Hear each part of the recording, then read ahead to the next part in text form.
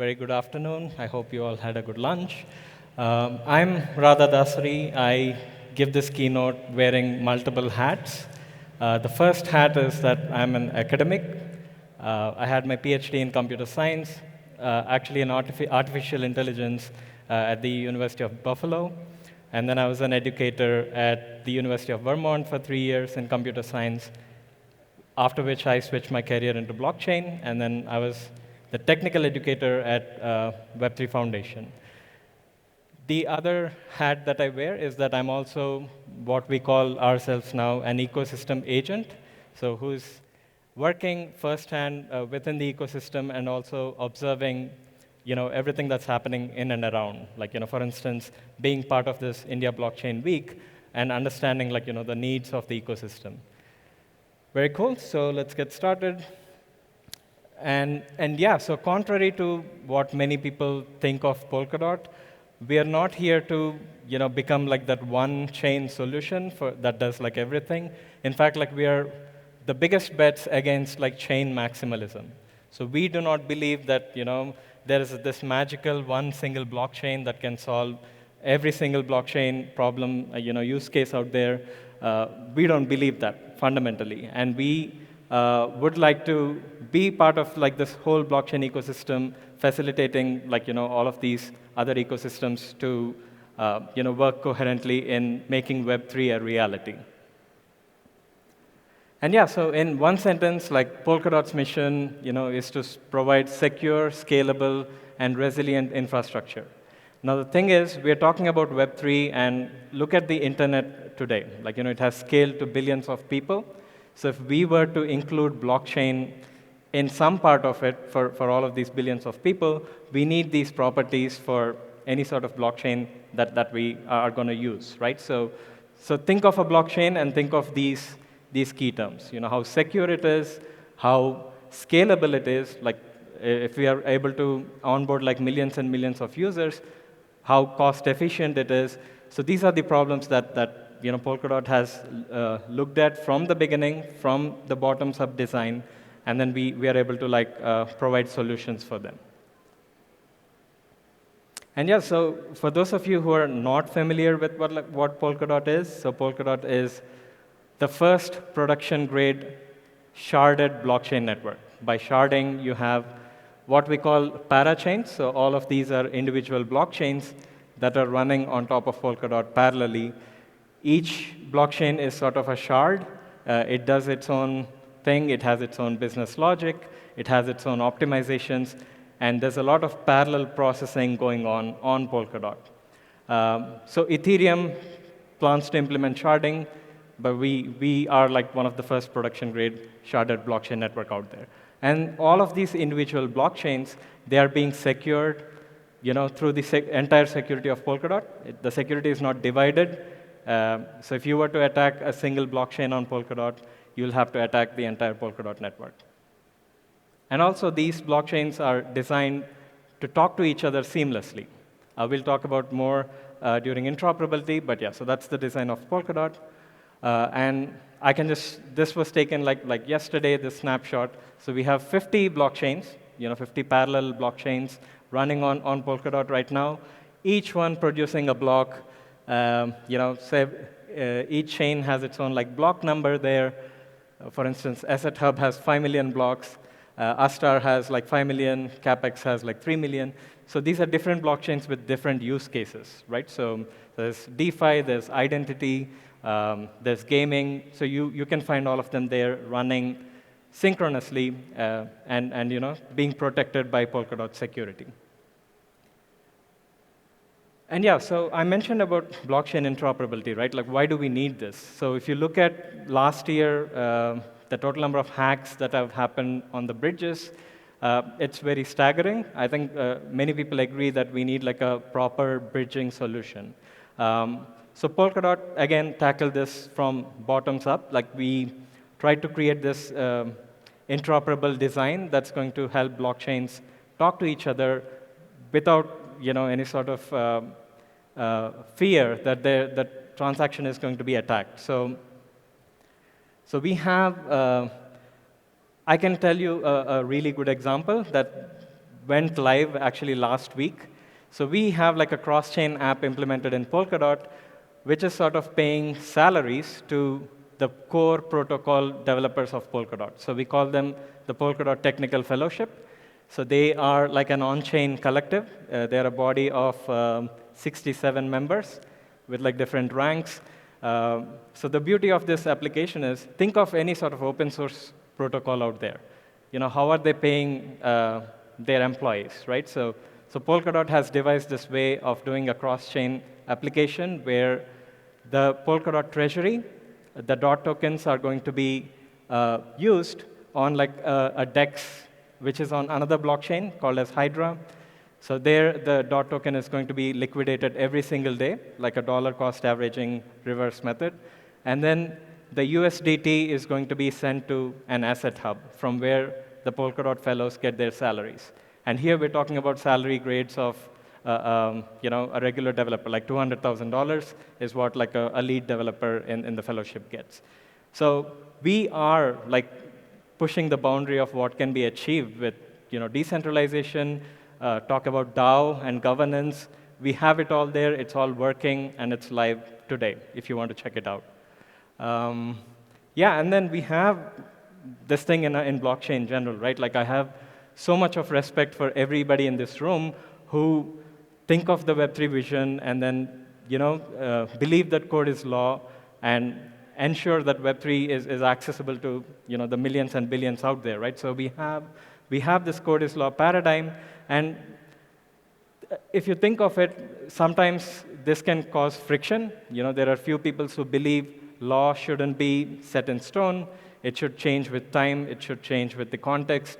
And that's where we as Polkadot have, again, like from the ground up, we designed it to be a meta protocol. What I mean by a meta protocol is that you are able to redefine yourself, rediscover yourself. You're going to, with times like things change, so laws should also change through like a proper governance model. So Polkadot has the technology for issuing that command where it asks the community to sort of vote on what should be changed, and then it can change itself. It can correct itself. So that is done through what we call Polkadot OpenGov. It's one of the most robust and happening blockchain governance systems out there. So Polkadot OpenGov right now today has around 55 open proposals. So these are, if you think of it, I mean, I've just come from Andhra where Telangana, where there is the elections that have happened, and I could see, like, every five years you elect your leaders in a way. So Polkadot OpenGov is like the most advanced version of democracy, if you can think of it, that is working with like the blockchain guarantees, with the trust embedded in it. And in here, you have multiple tracks. So one track can be for changing the network protocol. There could be another track for spending. For instance, Polkadot is a sponsor for IBW, and that has happened through OpenGov. So the community has actually voted on that proposal.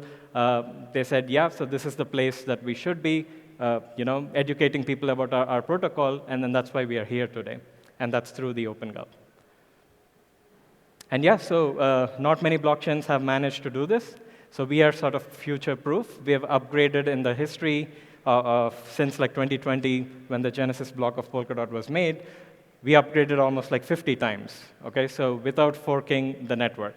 And all of these decisions, because they're placed on-chain, instead of having discussions outside the chain, whatever decision you make, it's part of the code of the blockchain itself.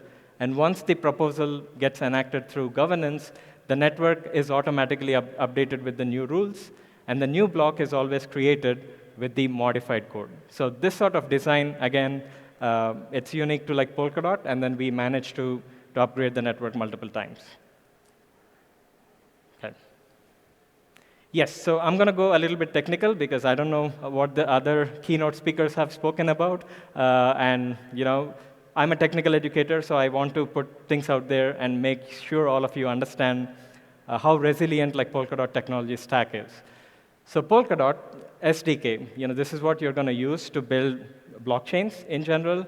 You can build a blockchain that need not be in Polkadot ecosystem too. So there are many blockchains out there. To name a few, like Avail is one of them. And then, yeah, so we have multiple blockchains that can be built using like this SDK in a resilient way.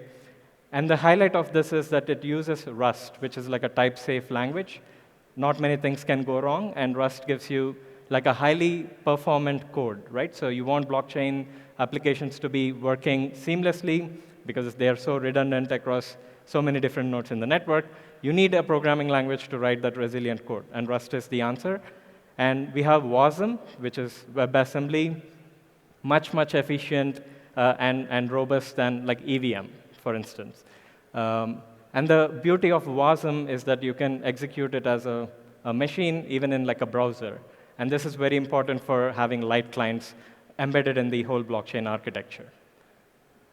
Yeah, so talking about like Polkadot technology, even in terms of like the validator nodes that we run, so you can think of them like gaming consoles. So I told you that WebAssembly is the code that you use to define a blockchain's like rules.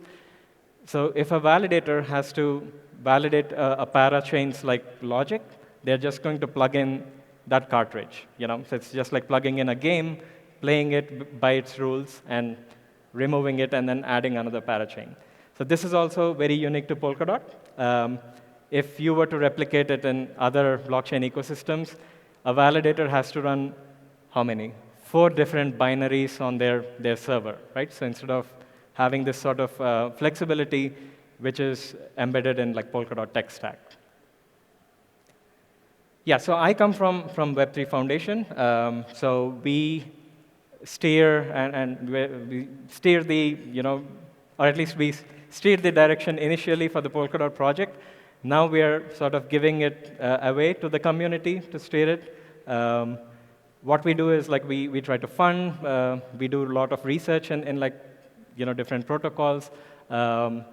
We do advocacy, so this is a huge thing. Right now, if you want to bring blockchain to the mainstream, you have to play by the rules of the mainstream, right? So we try to understand what the regulators are saying, work with them, correct them if they are sort of wrong in their like preconceived notions. So we educate them as well, and then that's where the education comes in. I can give you an example that we actually did. So we were part of this hearing in the US where we had to explain about like blockchain protocols and about Polkadot to the committee, which was going over like blockchains in general. And we worked very closely with the regulatory bodies. There's also a clear path that we set in. So let's say you started a blockchain with a token. How do you transition into something like a software, right? So not like a security, but as a software. So we did that advocacy, and we sort of achieved that. And yeah, so this brings into like what's next for Polkadot, right? So there's lots of exciting stuff. I showed to you OpenGov, which has how many? $200 million or 40 million DOT available for all sorts of Polkadot-related initiatives. So that's one big pot of money. $400 million is a lot. And along with that, Web3 Foundation, which is like a nonprofit organization, so we are doing this as well to decentralize the network further.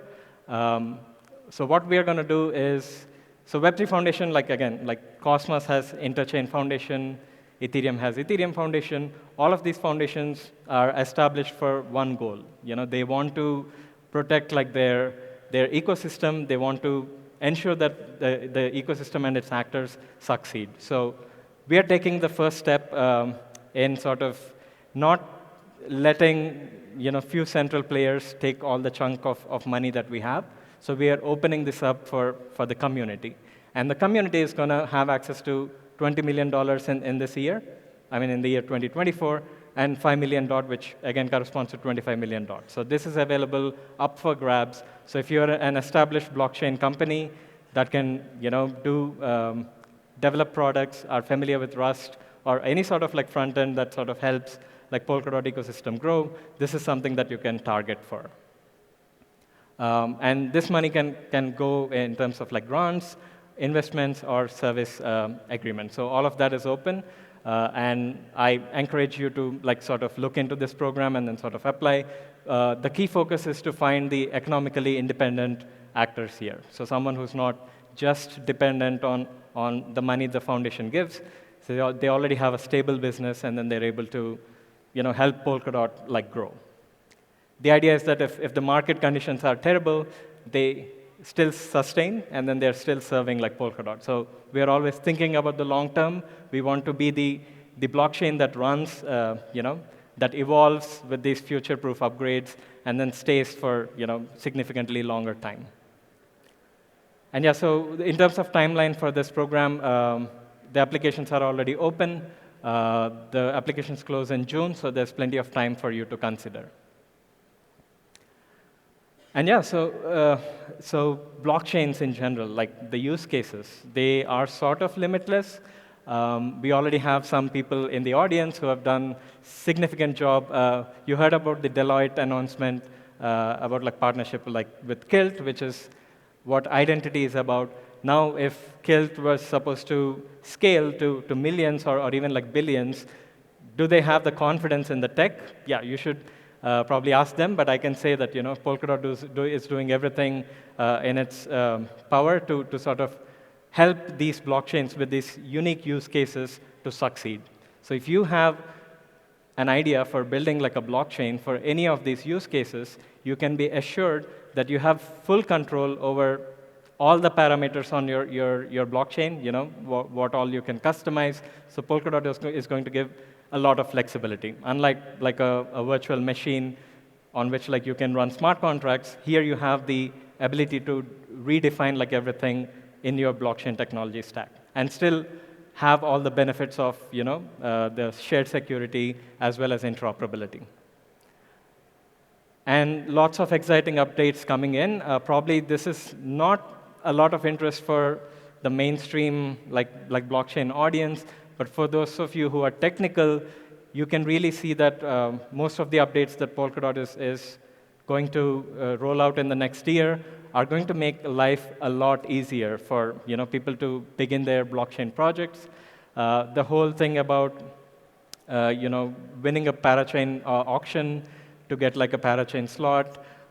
So that we're moving out of that paradigm. We want to be able to, let's say there's a university student in this audience, who wants to deploy an app for their university meetup or group.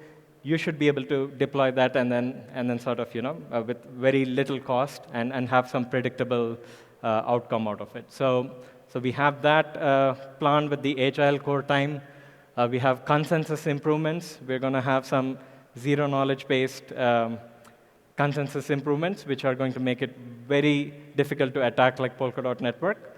And we have asynchronous backing, which is going to improve the parachain block production times. Right now, it takes 12 seconds to produce a block. With this, you're going to have much more speeder and performant parachains. And also, if you, I don't know which blockchain ecosystems you follow, take a look at the blocks that they produce. Check how many blocks are having events or transactions that actually matter. I'm not saying that Polkadot is full eventful, but the point being, we are actually working on building much more efficient block-producing mechanisms. So this is that. So we want to have this block space as a service. And the way this works is, if you're having, let's say, an application that doesn't require producing block every 6 seconds, it's a lot of waste of validator resources. It's a waste of storage space. Instead, you just keep listening to the transactions within your network, and only when it crosses a certain threshold, you can produce a block on demand, block service as on-demand service with Polkadot validators. And we are actually working on such a sophisticated model to actually give you that flexibility. You don't have to produce extra blocks when you don't have to. And this improves a lot of efficiency. Either you can be a blockchain, if you're someone like Kilt, who has to run every single minute in the week, then you become a parachain and then start producing blocks. But if you're not, then you don't have to. That's the idea here. And also, I would highly encourage you to take a look at our education initiatives. So there we have Gavin Wood, who, again, for those of you who are not familiar, Gavin Wood was the CTO, one of the co-founders of Ethereum. He has started like Polkadot. He came up with the design and then started to implement for over like 7 years now. And then, so Polkadot also has a lot of emphasis on education. So we believe that, so we're building some technology. We want that to be accessible to many people so that they get to implement all this cool stuff in like Web3, right? So we have Polkadot Blockchain Academy. We had 3 cohorts, one in Cambridge, one in Buenos Aires, one in Berkeley, UC Berkeley, where I was part of. And the next 2 cohorts are happening in Hong Kong and Singapore, which are very accessible from India. So if you're interested in sort of learning from like the people who actually develop like Polkadot, so this is one of the avenues where you could do it. Yeah, so as a closing note, I just want to mention that, personally, I'm very happy to be here. And I told you I already have a lot of respect for everybody in the room. Just take a look at like our documentation, take a look at the Decentralized Futures program, see where you can fit in, and then be part of like Polkadot ecosystem. Thank you very much.